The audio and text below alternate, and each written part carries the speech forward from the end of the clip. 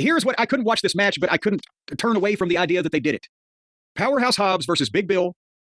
Hobbs, again, but time is ticking now. It's running out. He's had money written all over him since he was a rookie, but he's never been booked, trained, brought along, coached, or managed, developed, as Gary Hart would say. He's been in and out and put in stupid positions, made to do stupid things, made to look like an idiot.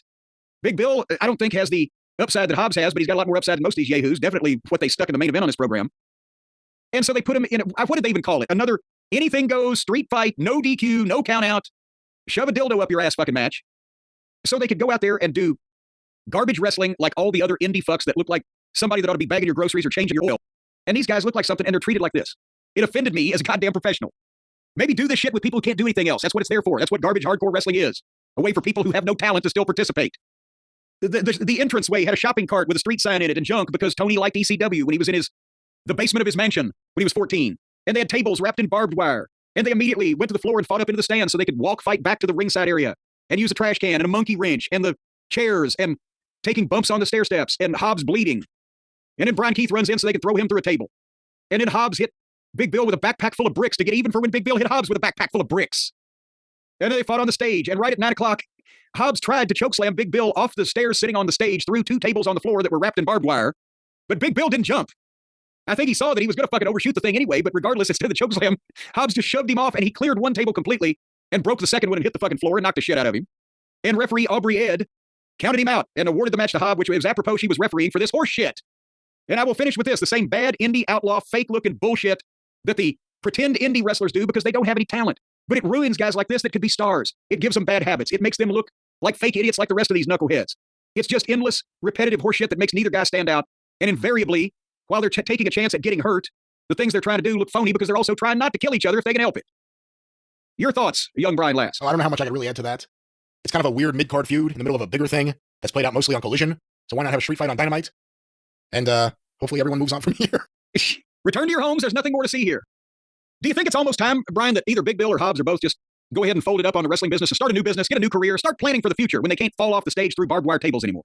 I mean, I guess they could start considering that. You always want to think about the future, and it's always good to have different revenue streams. I would agree with that. You got to have something to fall back on because when Tony Khan's stream turns into him pissing on your head, you need to be able to go home and still make some money, still bring home the bacon, still put the chicken in, fry it and hungry. It's like the any kind of business where you sell things that people would like to buy, whether it be cooked animals that were formerly alive but have now been nullified, or whether it's just a product that maybe you make with your own 2 hands, or I don't know, sometimes I've heard Round 1, what exciting benefits do you get? Round 1, what exciting benefits do you get as a Hertz Gold Plus Rewards member? You get to skip the line and go right to your car. A lot of people were talking about this. Even Uncle Dave had a big mention and how really just horribly awkward it looked. And I don't know who was confused at what, but the one thing Uncle Dave hasn't done is presided over a wrestling school. I have. I can't believe that this happened with people that had been in any type of wrestling training situation more than 3 or 4 months. I'm still grasping for a solution. There was a match between Megan Bain and Chris Statlander. And now, poor Statlander, she was the big girl that had all the promise and potential when she moved from Alpha Centauri back to the planet Earth. But now they found, well, you know, it's a long way off. But they found this wildebeest, Megan Bain, that's 3 inches taller than Statlander and has a tan and bigger boobs. And so now, I guess Megan is the new toy and Statlander had to put her over. But nevertheless, Megan Bain won, and Penelope Pitstop is apparently affiliated with Megan Bain, and she helped out in this victory because they're the heels. And then they start beating up Statlander, getting heat after the match. And Thunder Rosa comes running out to make the save with a chair and slides in the ring and draws back. And not only did the heels not run, but Penelope Pitstop did not hide behind the big girl Megan Bain, because now they're trying to recreate the Mercedes Moon and Camille dynamic with Megan Bain and Penelope. We'll see if they get it right this time. Off to a rocky start. Penelope stands in front of the big bodyguard girl and says, come on, do something about it, to Thunder Rosa, who's standing there with a chair. So Thunder Rosa is trying to advance on him without doing it because they're not backing up. And there's the awkwardness of that. And then Rosa draws back the chair and starts to swing at Megan Bain, who doesn't move a muscle. And Thunder Rosa has to pull up and not do it. Now she's deader than 4 o'clock, flatter than a plate full of piss. And the heels are just laughing at her.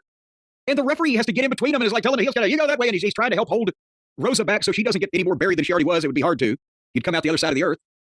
And I couldn't figure out what the fuck. At one point, Penelope grabbed the chair and they had a tug of war. She was trying to take it away and Rosa wouldn't let go of it. And then finally, when the heels got out of the ring and were walking down the entranceway not that far away, Thunder Rosa threw the chair at him. And I wrote, was there a fight in the locker room about this afterwards that hadn't been publicized? Or are the 2 heels just this fucking stupid? Or was this a personal issue where they decided to, basically start a fucking fight? I can't believe there wasn't one, a real one, on national television. There is no explanation.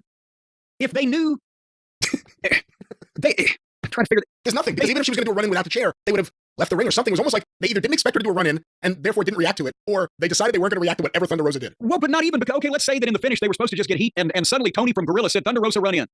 Here comes a babyface with a chair, and she's fucking drawing it back. You've got to back up, even if the bodyguard, shouldn't back up. Then me and Big Bubba, Dusty comes in with a chair, I would grab Bubba and I would pull him out because I'm in control of him. Penelope could pull her big bodyguard out to live or fight another day. But that's if are they just making finishes up now? You said that they knew she was going to run in, but maybe didn't know she'd have a chair. If somebody suggested that she run in alone against the two heels, one the big newcomer, the first thing, if I was the babyface, I would have said was I need to bring something, like a chair. So if they knew the run-in was coming and they knew she was going to have a chair, did they not walk through the rest of it? Like, we need to get that's the first thing I learned when I got into wrestling business. If you are the heel and the babyface is hitting the ring to make a save, if you don't get out of the way, it's your fucking fault. What happens? And in those days, the babyfaces were trying to catch you because they wanted to fucking not look like idiots and it looked like they were doing something and get a fucking pop. So you had to really fucking exit quickly. And there's no, and again, if they knew she was coming, they knew she was coming with a chair and they were supposed to bail and she didn't, then she should have hit him because that's the second thing I learned. If you're coming into the goddamn ring and the fucking heels don't move, hit the motherfuckers. Because then you end up like Thunder Rosa. You look like a complete fucking beffucking foon. Where was Statlander? She was selling. She was safe. She was out of it. She couldn't get any on her. She's probably looking at them going, what the fuck? But there is no explanation. And that Rosa didn't just go ahead and hit these two with the chair is stunning. Yeah, that's what would have happened in any other era. She ran out with so much enthusiasm, like with the chair. Yeah. And then she had a standoff where she had a chair and they had their faces. Yes. It didn't move. And they're just laughing at her. And then I'm not saying that somebody would have hauled off with a killer blow the first time, although many people would have, but at the very least, you would have got one working shot that you had the opportunity to sell before the second one came, and you were going to sell that regardless, unless you were ready to fight and take the chair away from the motherfucker. But none of that happened because they're so goddamn lost out there anyway these days. They don't know what to fucking do. And I'm sorry, but if Thunder Rosa didn't go back and punch Penelope in the fucking face, even Megan, I might could understand she's the big girl, Penelope. If she didn't punch her, then I have no respect for Thunder Rosa. Because that's the same thing as pissing on somebody in front of their fucking family. And you keep saying her bodyguard. Did they establish that? Because this is the first time I saw Megan Bain with Penelope. That's what it was looking like. What else would be the... You think fucking Penelope's going to fight Megan Bain's battles? So, but the whole thing, it was odd because they should have known what was going to happen. They did the exact opposite of anything they should have done with what was happening in front of them. And then we didn't hear about a big goddamn fight and cussing match taking place afterwards. So are these girls smart enough to know when they're supposed to be offended? I don't fucking know. Well, we'll see what we hear. But that was a very interesting, awkward segment. Welcome back to Papa John's. I'm hand stuffing this mozzarella to make our epic stuffed crust pizza. Epic.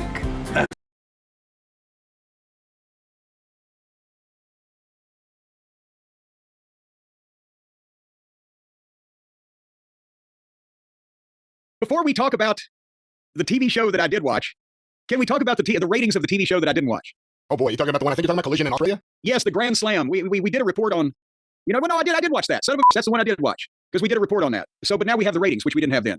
And we were guesstimating as to, they're supposed to have the big lead in. And we said the big lead in wasn't the NBA All-Star game. It was the NBA night before the All-Star festivity of the contest and shit. But that was supposed to be a big lead in, so they were looking forward to it. And now we know what happened, do we not? Oh, we do. And the rating came out February 19th. AEW Collision, February 15th, Grand Slam Australia, 10:52 to 1. According to WrestleNomics, They even got a run over on the fucking Saturday night, late night fight. All right. According to WrestleNomics, it preempted airing. On average, watched by 102 viewers. That is the highest overall in key demo number since December 21st. So it would sound kind of impressive that they got it almost back up to where that they had it when CM Punk was on it every week, and now of it would sound kind of impressive that they got it almost back up to where that they had when CM Punk was on it every week. Of it would sound kind of impressive that they got it almost back up to where it's the highest overall in key demo number since, on average, watched by 502,000 viewers. That is the highest overall in key demo number since December 21st. And that on the surface of it would sound kind of impressive that they got it almost back up to where that they had it when CM Punk was on it every week, and now they haven't done that in a few months. But there's more to the story, Brian, than one would be led to believe by just that number alone. Well, let's go to the ratings. These were compiled by WrestleNomics, quarter 1, 10:52 to 11 p.m. That famous 8-minute quarter. Quarter 1, 10:52 to 11 p.m. Kenny Omega and Will Ospreay versus Konosuke Takeshita and Kyle Fletcher with picture-in-picture ads. 1,030,000 viewers. So that's the first time they've been over 1 million since Punk did something important. I don't remember how many shows have been over 1 million, to be quite honest with you. I don't know. It's been a long time. Well, again, we say quarter. That was 8 minutes. Let's go to quarter 2, 11 to 11:15, a full quarter. Continuation of the tag match and an ad break. 669,000 viewers. Good God. So they lost 361,000 people in 8 minutes. Okay. As expected, I guess, because obviously NBA fans are going to turn it off. The whole goal is you want to retain them. Well, remember that first 8 minutes was people that they had never seen or heard of walking to the ring. Remember? I remember. Do you remember the boring entrances? It wasn't November, though. Let's continue to remember, but we got a quarter 3, 11:15 to 11:30 p.m. Mercedes Moné versus Harley Cameron with picture-in-picture ads. 567,000 viewers. There goes another 100,000 in a quarter. We'll go to the next quarter, a continuation of the Moné versus Cameron match for 11:30 versus 11:45. The post-match with Momo Watanabe, an ad break. Anyone named Momo's funny to me. Hey, now what? Sam Giancana would like a word with you. Kenny Omega and Will Ospreay's backstage promo and entrances. I assume for the next match, 525,000 viewers. And there went another 42,000. So we're down now. It's almost half. 1,030,000 to 525,000 in an hour. 50% of the audience. Well, we're going out of quarter 5, 11:45 to 12 a.m. Cope and Jay White versus Claudio and Moxley with picture-in-picture ads. 453,000 viewers. There goes another 72,000. And of course, the Death Riders again strike the death blow to the ratings. This is plummeting. How low can they go? Well, we now go to quarter 6, the big midnight hour, 12 to 12:15 a.m. The post-match with the Death Riders, an ad break, and the start of Okada versus Buddy Matthews with picture-in-picture. 421,000 viewers. Ooh. And that's down another 32,000. And now they're fighting bad booking and sleep. Well, we continue now into, I lost track of what these arcs, it's all out of order here. 12:15 to 12:30 p.m. Okada versus Buddy continued, and an ad break. 401,000 viewers. Okay, we're officially down 629,000 viewers from the start of the program. And we got quarter 8 and an overrun? I'm not sure about an overrun. We'll talk about that in a moment here. Quarter 8, I guess that's what this is. 12:30 to 12:45 a.m. And according to this, we have another 11 minutes after that. So I don't know if that's an overrun. It ends at 12:56, but well, 12:30 to 12:45. Somebody's got to answer for this. Mariah May versus Tony Storm with picture-in-picture. Somebody's got to answer for that, too. I believe that's the main event here. 351,000 viewers. The final 11 minutes, 294,000 viewers. Oh, my. So they started at 1,030,000 and ended up at 294,000. That is a loss of 736,000 viewers, or basically 75%. Has there ever been... See? Shane McMahon doesn't understand the business model. They just read off the entire... I mean, again, it's late at night. It's after the NBA game. You're not going to have a big audience, but they were building this thing up for a while. It makes you question why they did this on Collision. Why not just make the Australia event Dynamite at that point? But they just lost the entire audience. Nothing held, nothing built, and certain things hemorrhaged more than others. The quarter from the Mercedes No Name match, 525, to the Moxley tag match, 453. That was the most alarming one. Or not alarming. That was the one that stood out the most to me. After, like, the NBA fans turning off their TVs a minute into... I don't know. I think from the start of regulation quarter 7 at 401 to the overrun at 294, it was a little shocking. For the main event with Tony Storm, who they hype up as being one of their biggest stars. Has there ever been, I guess everything's happened, but a television show that in 2 hours lost from start to finish 75% of its audience before? The Chevy Chase show. The Chevy Chase show. You ever see that? You know what? As a matter of fact, I think I remember the tales of how rotten that was. And then it was canceled. But even my mother, the car, got numbers. Well, there you go. That was the best friend's gimmick. My mother, the car. I think you need to workshop that one. Are you eating right, Brian? Right the second I'm not eating, I'm talking to you. No, are you eating right? Not right now eating. Well, sometimes I eat left. Are you correctly taking care of yourself? Are you eating? Yes, I got the $6,500. If you're so dumb that you haven't got your $6,400 government subsidy yet, you need to listen up. Anyway. It's not realizing nobody sees him as an executive who should be running a wrestling company, let alone Tony Khan, who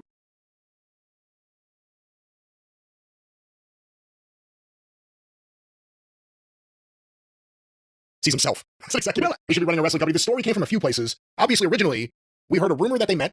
We heard that Mercedes Moné ran into Shane at an airport. Then we saw a photo. That was a bizarre photo, because Shane was like leaning over the desk, and Tony was acting, because it was clearly an act, like he was shocked that someone was taking a photo. Yeah, like, oh my God, turn that camera off, put out that cigarette, type of thing. And then that got leaked. According to, I have a couple things here, I have the official Observer write-up, but WrestleTalk put out something. A big new update has emerged regarding Shane McMahon potentially joining AEW after meeting Tony Khan last summer. As reported by WrestleTalk and Fightful, in July 2024, Shane met with Tony Khan at an airport in Arlington, Texas. As reported by Sean Ross Sapp at the time, the meeting was regarding, quote, possibilities moving forward. However, despite plenty of speculation afterwards regarding McMahon working with AEW or potentially appearing on AEW TV, nothing would materialize in this regard. And let me stop there for a second. We didn't even bring up the rumor that he was going to be behind the Moxley thing. Well, he was the mastermind of whatever gibberish Moxley says every week. Well, and that was, on the face of it, was just ridiculous, because they would have nothing to do. And Shane being a higher power was just fans wanting Shane to be a guy with money that was going to come in and try to, buy the company or run the company away from Tony or whatever. But then Moxley, because of those rumors, had to put that fire out by putting that line in. And I can't remember what his exact words were, but where I'm the boss, I work for me, or whatever the fuck. Just make sure that everybody knew the buck ended there. I think I made a pun. But here's what I think. I think that Shane liked the former Sasha Banks when they worked together and they met in an airport, and she told him about this wonderful guy she was working for, and boy, they ought to talk. And she said, okay. And if they wouldn't have met in an airport, to do. Well, no, he has plenty. Hey, he's got plenty to do, which with the money he's got is whatever the fuck he wants to do, right? It's not like he's been flying. That's what I'm saying. It's not like he's been flying around the country trying to get a job in the wrestling business. They probably met in an airport because they were going to be ships passing in the night in a connecting city. I agree with that, but I know plenty of unfulfilled millionaires. I know plenty of people that on the face of it, they are rich enough, they should be really happy, and they're miserable because they just, whatever it is, the work thing or whatever. With Shane, you can understand that because he really believed, there's a lot of us did, at a certain point, that he was going to eventually one day be the heir apparent. Well, yes, and I agree with that. And he thought he had a chance to buy UFC. He thought, all of these things. Well, it disappointed him. It disappointed him that he wasn't, but that's his father's company. That's the WWF, the WWE. He's not tried to, made overtures with mixed martial arts. He's not tried to get in any kind of wrestling business. And they've been around for 5 years without him making any overtures, because you think Tony wouldn't have met with Shane beforehand. And obviously, it's not like he's going to keep it a secret. He ran into Sasha, and Sasha said, okay. And I believe that Shane, after he talked to Tony and said to himself, this is the guy that is running this company, said, I'll tell you what, you give me a piece of it and let me run it and we'll talk business. Because he doesn't want a salary. He doesn't want to work for somebody in a wrestling company that comes off to most people in the wrestling business like Tony comes off. Now, whether they're in a place where they can admit it or want to admit it, or whether they're too naive to pick up on it, but for somebody who's been around the wrestling business for a long time, Tony does not come off like a General Patton that you would follow into battle to invade fucking Normandy, right? Well, let me go back to this report here, some more details. Okay. Apparently, I won't name the show because based on the name of it, I'm guessing it's a show with Vince Russo. But Jonathan Coachman has a podcast now, and on it, he claimed that McMahon asked for equity in AEW during the meeting with Khan and allegedly wanted to come in and run the entire show, which apparently led to Khan ghosting Shane afterwards. While Fightful wouldn't verify Coachman's claims that McMahon wanted equity, several new details were learned via a source close to McMahon. The source told Fightful that Khan did not follow up with McMahon after the meeting, and while they couldn't confirm the claims that Shane wanted equity in AEW, it did seem like he wanted to run things. But he did not have much knowledge of AEW's product or business model, whatever that is. I'm not sure there is anybody has knowledge of a business model. But no, again, and Heyman did the same thing with Dixie and TNA, remember, but this time it was specifically to run her off because he knows that he couldn't have done anything under those circumstances. But with Shane, he's not looking for a job.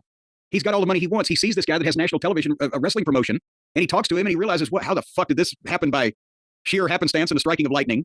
And he probably figured, when people are saying that by running it, or he wanted to run the whole show, like he wanted to do everything by himself. No, I bet you he didn't want to book or he didn't want to do, he wanted to run the company, to be whatever they call the guy calling the shots in that corporate structure, the president or this whatever.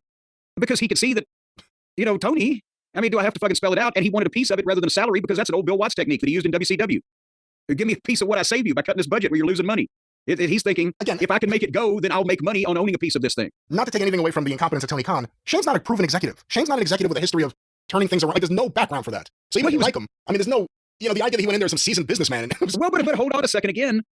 When the comparison is Tony Khan with the fucking, the wild hair and the crazy eyes and the hippity hop attitude, Shane looks good. He's dealt with network people and all these people for 30 fucking years or more than that. He knows people from all of the deals that they've made and done. He was into the thing with Tyson. He just contacts that he has, people that he could talk to, things that he would put more experienced and or learned people in a lot of these positions than Tony has because he wouldn't give a fuck who his friends were. Somebody goes, what's a rip? Pete Gas and Rodney got jobs. But yes, it's flunky fucking wrestlers, not as a goddamn head of marketing. But Shane if Shane just put people that he knew from WWE, that doesn't help AEW. I'm not talking from WWE. I'm talking from everywhere. He knows all of the years that he spent in the office dealing with people from Hollywood to fucking New York to business people to sponsorships to the fucking people with the Skittles, whatever. He's worked and dealt in a bigger company with a better infrastructure, with more contacts for major league sponsors and the whole 9 yards. I'm talking business. I don't think anybody, whether you like Shane or not, or whether he wanted to do too many leapfrogs and his punches were the shits, he looks and acts and comes off as a more stable, adult, experienced businessman than Tony Khan does when he's in a suit and in that environment and not being right, but Daniel Mac on TV. But that doesn't mean he's a good businessman. That's my point. He comes across better than Tony Khan. My kids come across better than Tony Khan either. That's why I don't know why you're arguing with me. I'm not saying he's John D. Rockefeller. I'm saying he'd be a grade up in terms of an administrative boss of a wrestling company. That's the point. I'm not willing to submit. I'm not willing to submit to that because there's no evidence of that from anything. Tony Khan and Shane are very similar in a lot of ways, and obviously they're very, very fucking different in a whole lot of ways. But there's no evidence of Shane outside of his dad's grip ever being able to develop anything, do anything, come up with ideas. Let me read you real quick. I need to finish this report, and then I got to read you what Dave wrote about this. Oh boy. Hold on. While Fightful didn't complain, they had a source close to Shane McMahon. Despite Khan howling up with McMahon after the meeting, Shane didn't take it personally, and a reporter that he was joking when mentioned the possibility of running everything in AEW. That's funny too. Okay, and again, to my point, Shane didn't hear from him. And it's not like he was waiting by the phone. He was like, According to the source, McMahon viewed his insight and abilities to run a show as valuable. After years of witnessing fans and people in the industry want someone to replace his father in his role in charge of WWE. See, right there is very interesting. His insight and abilities to run the show were valuable. The report notes that there was never an actual plan for Shane McMahon to appear on AEW TV or be involved in the company, with sources within AEW telling Fightful that Khan hasn't spoken about it extensively outside of acknowledging that the meeting took place and the two sides aren't working together. Despite that, the source close to McMahon didn't rule out a potential cameo appearance at AEW. Oh, come on. But didn't think that there would be any full business relationship between them at the time. And that's the story there. With a Planet Fitness Black Card, you don't just get a great workout, you get a great perk out because your membership is packed with perks. And that's the story there. Here's how it was reported in The Observer. Jonathan Coachman on his podcast claimed that Shane McMahon, in his talks with Tony Khan, asked for an equity stake in the company and wanted to run it. And then afterwards, Khan never called him back. Khan hasn't commented on the report. Seriously, Khan is never going to just give a significant equity stake to somebody, nor is he going to let somebody else run the company. It's the same situation when the first time Shane left WWE that he met with UFC. And I told people there's no way a deal will be made because I knew Dave would come into this somehow. Because Shane will never accept a salary position, and then the idea of them giving him ownership, just giving it, that was never going to happen. He's not going to come in and work for a salary, and I'm not even sure what role he would do. In WWF, people rolled their eyes at the idea of him doing creative there, and he doesn't know the talent nor the landscape of AEW, and has never run creative or been a key part of it anywhere. Well, see, he's harping too on the creative. It's more than the creative. It's the running of the actual company, putting responsible, experienced non-wrestling people in the places where non-wrestling people are the best for those places. Marketing and advertising and live event, etc. And then you try to teach them and direct them the genre. But accounting, maybe some responsible accountants to say, how much goddamn more money are you going to spend? We heard about this, and then the next time we saw Shane was at the Super Bowl with his dad and The Undertaker. I'm just saying, this sounds like a guy You think it was recon? You think it was a recon mission? No, I think this was a guy who met with a guy in the business he used to be in the family business, because of a friend that he met. And he said, well, if this guy's really serious, I'm not going to take time out of my day unless it's worth it to me. And I bet you Shane did think that he could run the company better than Tony. And I bet if you put the two of them in a room, that ought to be a reality show. Put Shane McMahon and Tony Khan in a room and interview them to see which one comes off as a person to run anything if you would not know any specifics about anything. I completely agree. I bet Shane's mind was blown by the spectacle of Tony Khan. And considering that he grew up Vince's son, how do you think he reacted when everything he said, Tony Khan was sitting there nodding at him? Right? Yes, and that's all Tony does. He nods at everything you say. And just the hyperactivity and the overconfidence would be a word, the overexuberance. I'm not violating the NDA when I just described the tone of a man's conversation as being, again, convinced everything's great. Nothing can fail. Because I guess if it doesn't matter, he's used to. It doesn't matter if something fails because you can't give as much money away as they have. So he's never really had a failure in his life because what does it matter? If something doesn't work, do something else. It's not like, we're not going to eat or anything. But I think that's the thing, is that Shane would have figured, all right, if this guy really wants me to do something here, I'll pitch this. And if he politely declines, then I'll go about my day, type of thing. I think Shane's going to do something with his dad. That's what I think. His dad who can't turn to Stephanie anymore. Well, and from what I have been led to believe, that's not going to be wrestling. So I don't know that I would argue with you there. Shane might still do something with Raw Underground, Raw After Dark. What was it? Raw in the Dark. What was it? It was Underground? It was Underground, right? Raw with writers in the dark. It was Raw Underground, and it should be buried about 6 feet. But anyway, so that's and we caught up with that's all going on in the WWE right now. We're going to start watching the TV again leading up to the Elimination Chamber. So more on that to come. Well, chance that we left the meeting. More on that to come. She did go with that upgrade, Yvonne. I know it wasn't an easy choice with all the great vehicles here. Skip the line and get right to your destination. That's why you go with Hertz. Let's go. But maybe if you load up on a CBD, Brian, let's stick with the WWE news or related news. We've been off the WWE for the last 10 days or so because of my change of schedule and sort of things going on. But they got a pay-per-view coming up. Should we look at? Can you tell me? Is this public knowledge? What the the card is for the Elimination Chamber pay-per-view that's coming up on March 1st, which is rapidly approaching us. Oh joy, oh bliss. A WWE Elimination Chamber taking place March 1st, Toronto, Ontario, at the Rogers Center. Now that's the Sky Dome, right? It was the Sky Dome. It used to be the Sky Dome. That's right, it's a better name, Sky Dome. In an unsanctioned match, Sami Zayn versus Kevin Owens. Yes, I heard that they'd officially booked that. So they're not saving it for WrestleMania with Sami and Kevin, but they're doing it in Toronto, which is probably as close as you can ask for to their hometown for a situation like this. So they're going to pull out all the stops. And with the WWE's governance or producing and keeping an eye on them where they don't just impale each other with goddamn medieval lances, they can both work and they're motivated. They're best friends. So I bet you, unless it gets just really furniture heavy, that'll be a really good match. The next match, a tag team match, Nia Jax and Candice LeRae. Oh, Christ. Versus Tiffany Stratton and Trish Stratus. Well, I see what they're doing there, and I can't fault them. It's Toronto. She was in the Rumble. They rumbled in the Rumble, and she's going to get a huge hometown pop. And from what I saw in the Rumble, she's still better than fucking the Refrigerator and Candy put together. So I'm not saying it's going to be a good match, but I see what they're doing to get a heck of a response from the crowd and a legend on the card where they're not going to embarrass themselves. Hopefully the refrigerator door won't fall on Trish, and she'll be fine the next day. And again, I'm assuming they're going to be adding more matches in the next week and a half or so, but the other two matches we have, the Women's Elimination Chamber match. Oh, God damn it, that's what they're going to do, the men's and women's of this shit, too. This is what you're doing. Your audio's really peaking there. So is my blood pressure. For a Women's World Championship match at WrestleMania 41, Liv Morgan versus Bianca Belair versus Alexa Bliss versus Bayley versus Naomi versus Roxanne Perez. Is there anybody in that match that's over 5.5 feet tall? Bianca Belair. Bianca's what, about 5'7"? Maybe I think she may be a little taller, but I'm not sure. She's one of the taller girls. I think Bayley maybe, Naomi maybe. Definitely not Liv, Alexa. All right, I ain't far off. This is a pretty fucking tight range. Narrow as a... I can't say that word on YouTube anymore, hair. But, yeah, Women's Elimination Chamber. So that'll go on first. And at least we've got nowhere to go but up. And then hopefully they'll give us Sami and Kevin as a palate cleanser. And then what's in between that and the Men's Elimination Chamber? That's the only other match. Now we have the Men's Elimination. I thought there's only... Oh, Jesus Christ. Are they going to just now do this again where not Survivor Series. The Royal Rumble was 4.5 hours with 4 matches? Are these Elimination Chambers going to take as long as it does the gestation period of a hippopotamus to fucking get finished with? Why am I asking you these questions you have no control over? The Men's Elimination Chamber match for an undisputed WWE Championship at WrestleMania 41. John Cena versus CM Punk versus Drew McIntyre versus Logan Paul versus Damian Priest versus Seth Franklin Rollins.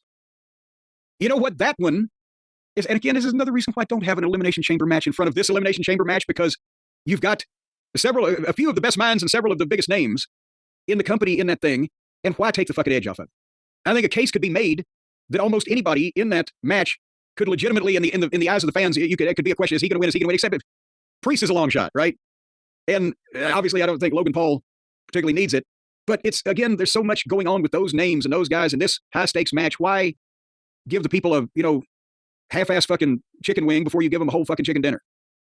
Your thoughts? Well, that's Toronto, Elimination Chamber. They've been doing these pay-per-views with just a few matches, and it appears this will be another one of those, just a few matches. Sir, couldn't they announce one more thing? Just so Maybe we they have- will. I mean, there's still 2 more TVs before then. It was fucking 8 days from the time that we're recording this. No. Well, yeah, maybe not even 8. Is this leap year? We established that. It's awful fucking close to be announcing anything of any consequence, so I guess that's what we're stuck with. Son of a bitch. With multiple income sources, tracking my expenses